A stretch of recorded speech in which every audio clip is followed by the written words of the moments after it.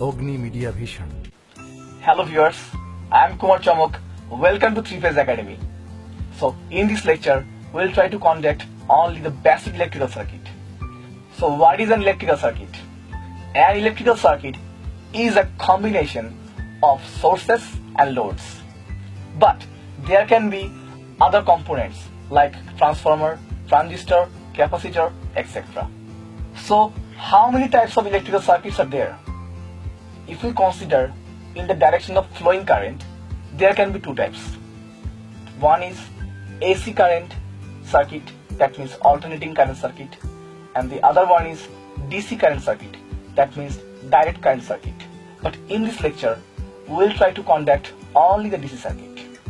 Now, let us draw the circuit.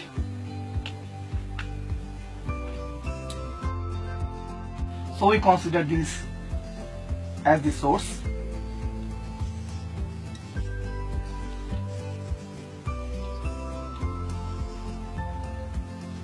This is the load and this is the current. We have told earlier that an electrical circuit consists of source and load. Here this is a voltage source and here this is a resistive load and this is the current. So we can see from the figure that an electrical circuit consists of voltage, current and resistive load or loads. Now for further details, we have to know what is voltage, what is current and what is load. There can be two types of current. One is alternating current and another one is direct current. What is alternating current? The current which actually changes its direction within a given time is an alternating current. But in case of direct current, the current remains constant. It never changes its direction on a given time. Now, we have to know the other two components like loads and voltage. So, let us know what is load.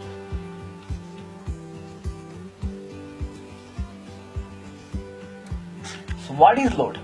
So, load is an electrical component which can convert power and may consume power. Actually, it consumes power. So, how load actually works? If we consider a lamp, so what happens? If we supply electrical power to the circuit where the lamp is connected, the lamp glows. That means the lamp is consuming power. We can also say that the lamp is converting the electrical energy to light energy. Again, if we consider a motor that is connected to the circuit, again if we give electrical power as input and we can see in the output the motor is running. That means the electrical power is converting into the mechanical power. So now the question arises, how many types of load are there? So there can be three types of load. What are they? There can be resistive load, capacitive load and inductive load. Since our lecture is on DC circuit, so we will try to conduct only the resistive load. So our resistive load is actually a resistor. So what is resistor? So a resistor is an electrical component which actually opposes or hindered the flow of current. So how can we prove that?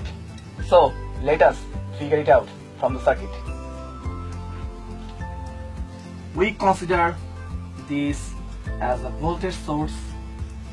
The current is flowing, that is I, and the resistive load. So now we consider this voltage source as 1 volt and the current flowing is 1 ampere and the resistive load is 1 ohm. Now, why this wire is actually consuming the 1 ampere? So that means the maximum current flowing through this conductor is 1 ampere and it is the highest. So how we can prove that? We know from the Ohm's law. So what is Ohm's law? V equal to IR. So we need to know the current. So what we can get? That means I equal to V by R. That means the voltage is 1 volt. 1 divided by 1, that means that is 1 ampere. That doesn't change. So how we can prove that resistor can actually hampers or opposes the current flow? If we increase the value like 10 ohm, so what we can get? We'll get the value 1 divided by 10.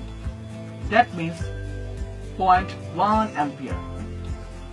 So it is proved that resistor can decrease the flow of current when the value of the resistor increases. So where was we? So we are on the load. Now take a look at the current.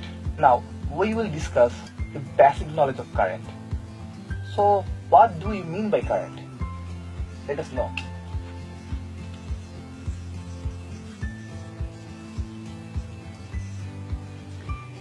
We know that current is denoted by I.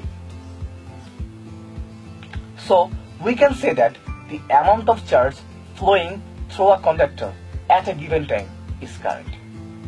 By how? How we can write in the equation?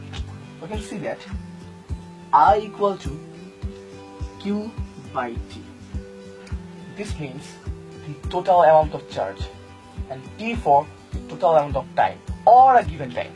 Now the unit for Q means the charge is E minus 1 since the electron carries negative charge. For T, that is S, second. So what we get? We get E minus 1, that is negative charge. This is also can be called ampere. In short form, it is called amp. Now we'll try to discuss about voltage. So what is voltage? The voltage is the potential difference between the two ends or 2 points of a conductor.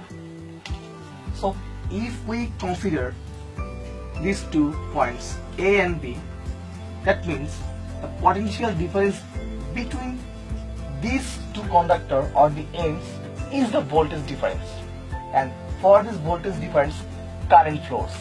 That means the voltage is the force which actually forces the current to flow through the conductor. So guess what? Now we will discuss about source. So what is source? Source is nothing.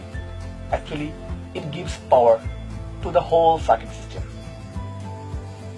So source can be divided into 2 parts. So what are they?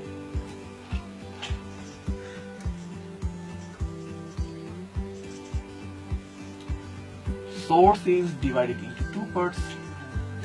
That is voltage source and current source.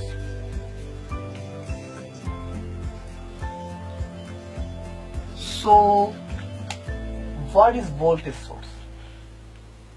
The voltage source is a type of source where the voltage remains constant. On the other hand, the current changes with respect to the changing of loads. Again, what is current source? In current source, the current remains constant, but the voltage varies with respect to the changing of loads. Many of you ask, the action of source is to deliver power, but why there is so being called current source and voltage source? We know in the voltage source, the voltage remains constant, but the current changes with respect to the changing of loads. And in current source, the current remains constant and the voltage changes with the changing of loads.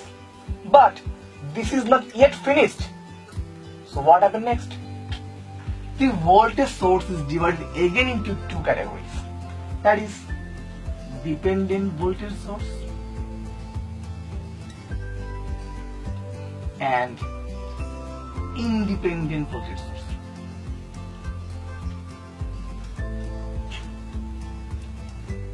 So coming to the current part, there is also dependent current source and also independent current source.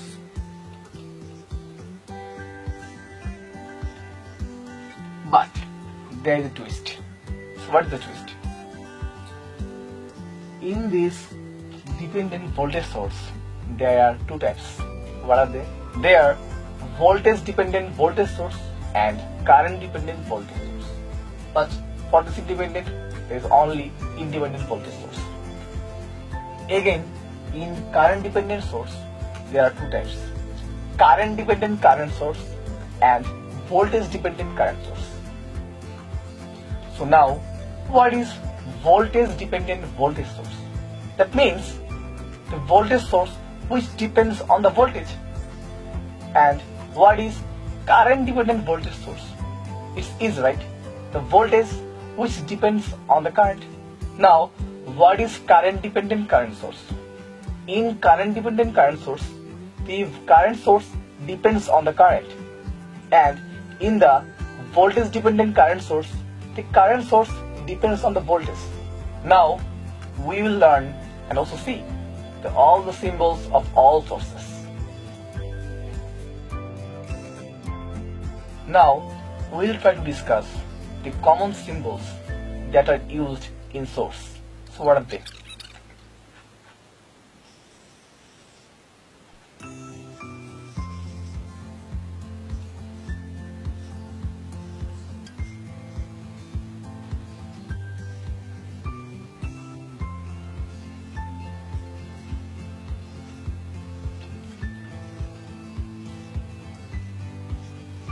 So, when there is a circular shape, it means the source is independent.